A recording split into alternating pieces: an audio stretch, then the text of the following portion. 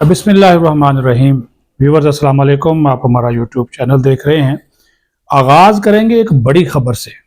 کہ social media پر جو اداروں کے خلاف ایک بغاوت کی جا رہی ہے یا مذموم مہم چلائی جا رہی ہے، اس میں عمران خان بھی رگڑے میں آ گیا اور وفاقی حکومت نے خود عمران خان کے خلاف فریق بنتے ہوئے کارروائی کرنے کا فیصلہ کیا ہے۔ ایف آئی اے کا جو سائبر ونگ ہے وہ انکوائری مکمل کر چکا ہے۔ انسداد دہشت گردی کی خصوصی عدالت میں عمران خان کا ٹرائل ہوگا۔ کل وفاقی کابینہ کا اجلاس اس حوالے سے بلا لیا گیا ہے اور اس میں باضابطہ طور پر اس کی منظوری جو ہے وہ دی جائے گی۔ پاکستان پینل کوڈ کے چیپٹر 6 اور 9A اور دیگر متعلقہ سیکشنز کے تحت عمران خان کے خلاف یہ کارروائی کی جا رہی ہے اور بانی P T I per social media کے ذریعے لوگوں کو ریاست اور ریاستی اداروں کے خلاف بغاوت پر اکسانے کے الزامات ہیں، اور جیسے ہی وفاقی کابینہ سے منظوری ہوگی باضابطہ ایکشن جو ہے وہ شروع ہو جائے گا۔ تو یہ چونکہ وفاقی حکومت، جس طرح میں نے کہا کہ خصوصی شکایت وفاقی حکومت نے خود درج کرائی ہے اور وفاقی وزارت داخلہ اب کل یہ سمری جو ہے وہ وفاقی کابینہ میں لے کر جا رہی ہے، اور ایف آئی اے کا جو سائبر کرائم ونگ ہے وہ انکوائری مکمل کر چکا ہے، اور پتہ یہ چلا ہے کہ جو اس وقت مہم چلائی جا رہی ہے اس کے پیچھے جو ماسٹر مائنڈ ہے وہ عمران خان ہی ہے۔ تو یہ ایک بڑی خبر تھی جس کا میں نے آپ کو جو ہے وہ حوالہ جو ہے وہ دے دیا ہے۔ ابھی جو دوسری بڑی خبر ہے کہ سپریم کورٹ اور خصوصی عدالتوں کے فیصلے کے خلاف انٹرا اپیل پر سماعت روکنے کی جو درخواست تھی اس کو خارج کر دیا گیا ہے، اور سابق چیف جسٹس جواد احمد خواجہ پر 20,000 روپے جرمانہ عائد کر دیا کہ یہ بڑی امپورٹنٹ خبر ہے، اس وجہ سے میں نے آج کے ویلاگ میں اس کو شامل کیا ہے، کیونکہ جسٹس جمال مندوخیل نے آج بڑے امپورٹنٹ ریمارکس دیے ہیں کہ سپریم کورٹ نے جو آئینی بینچ نے خصوصی عدالتوں کے فیصلے کے خلاف انٹرا اپیل پر سماعت روکنے کی درخواست خارج کرتے ہوئے سابق چیف جسٹس جواد احمد خواجہ پر 20,000 روپے کا جرمانہ بھی کیا ہے، اور جسٹس جمال مندوخیل نے اس موقع پر کہا کہ سپریم کورٹ آئینی ترمیم کے تحت ہی کام کر رہی ہے، جو بھی بینچ بن رہے ہیں نئی ترمیم کے تحت ہی بن رہے ہیں، اور آئینی ترمیم کا مقدمہ بھی ترمیم کے تحت بننے والا بینچ ہی سنے گا۔ اور یہ جو سابق چیف جسٹس ہے جواد احمد خواجہ، انہوں نے سویلینز کے فوجی عدالتوں میں ٹرائل، جبکہ سینئر قانون دان اعتزاز احسن نے 26ویں آئینی ترمیم کے خلاف درخواستوں کا فیصلہ ہونے تک سماعت نہ کرنے کی درخواست دائر کی تھی۔ دوران سماعت جسٹس جمال مندوخیل نے ریمارکس دیے کہ آپ کا کوئی پیارا تو زیر حراست نہیں، اس لیے آپ تاخیر چاہتے ہیں۔ جسٹس اس موقع پر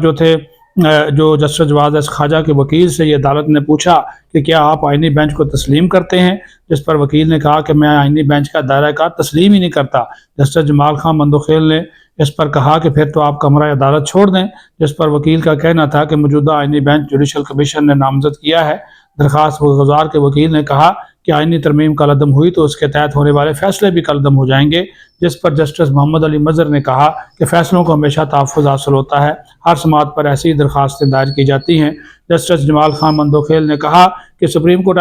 آئینی ترمیم کے تحت ہی کام کر رہی ہے، جو بھی بینچ بن رہے ہیں نئی ترمیم کے تحت ہی بن رہے ہیں، اور آئینی ترمیم کا مقدمہ بھی ترمیم کے تحت بننے والا بینچ ہی سنے گا۔ آئینی بینچ نے 26ویں آئینی ترمیم کے تحت فوجی عدالتوں کے کیس کی سماعت مؤخر کرنے کی درخواست کرتے ہوئے کیس جو ہے نپٹا دیا، جبکہ سپریم کورٹ نے سابق چیف جسٹس پاکستان جواد احمد خواجہ پر 20,000 روپے کا جو جرمانہ ہے وہ بھی کیا ہے۔ دوسرا اس میں ایک اور امپورٹنٹ جو چیز ہے وہ آپ کے نالج میں لانی ہے، کیونکہ وہ بھی آج کی عدالت کے حوالے سے بڑی اہم تھی۔ جو جسٹس منصور علی شاہ ہیں وہ بھی آج ہمیں ایکشن میں نظر آئے ہیں۔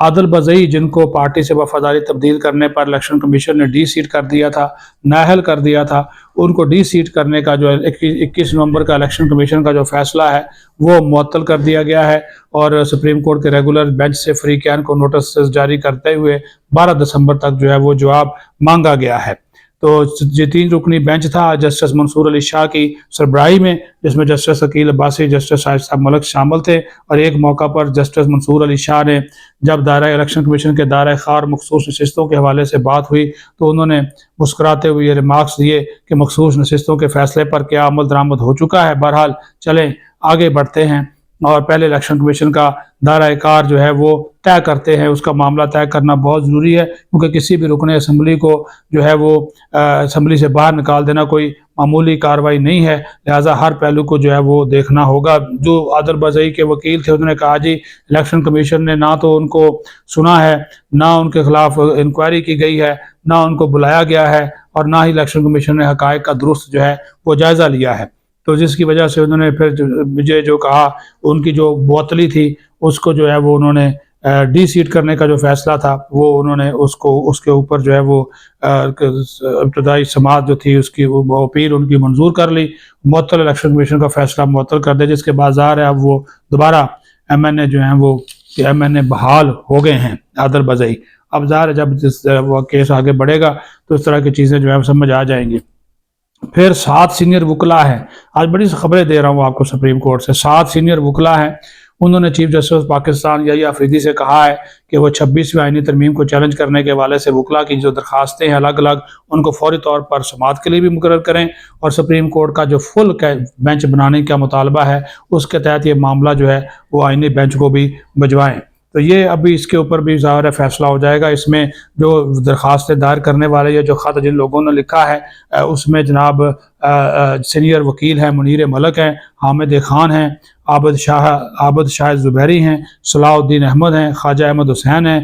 بی این پی کے سربراہ اختر مینگل ہیں، زینب جنجوا۔ ان کے دستخطوں سے چیف جسٹس سے استدعا کی گئی ہے کہ عدالتی دفتر کے ذریعے ان درخواستوں کو جس غیر معمولی طریقے سے نپٹایا گیا اس کی بھی انکوائری کا حکم دیا جائے، اور اس بات کو یقینی بنایا جائے کہ یہ تمام درخواستیں فل کورٹ کے سامنے جو ہیں وہ پیش کی جائیں، جیسا کہ supreme court practice and procedure committee کی اکثریت نے 31 اکتوبر کو پہلے ہی درخواستوں پر فیصلہ دیا ہے۔ چیف جسٹس کو لکھے گئے خط میں یہ بھی کہا گیا کہ یہ کہنے کی ضرورت نہیں کہ قانون سازی کرنے والا ادارہ ہی اس کی جانچ نہیں کر سکتا۔ کچھ درخواستیں نئے جوڈیشل کمیشن کے پہلے اجلاس اور آئینی بینچز کی تشکیل سے پہلے دائر کی گئی تھی۔ ان میں عبوری ریلیف کے لیے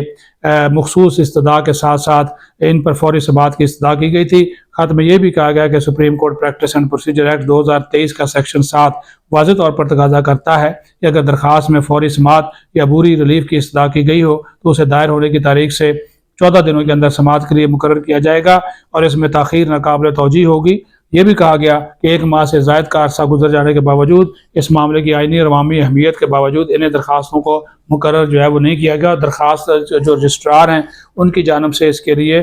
درخواستوں کے اوپر کوئی نمبر بھی جو ہے وہ نہیں دیا گیا ہے۔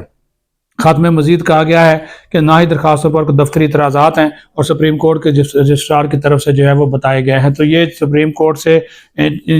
3 اہم ترین جو خبریں تھیں وہ میں نے آپ کے سامنے جو ہیں وہ رکھی ہیں۔ اب 2 منٹ صرف آپ کے اور لوں گا، وہ ہے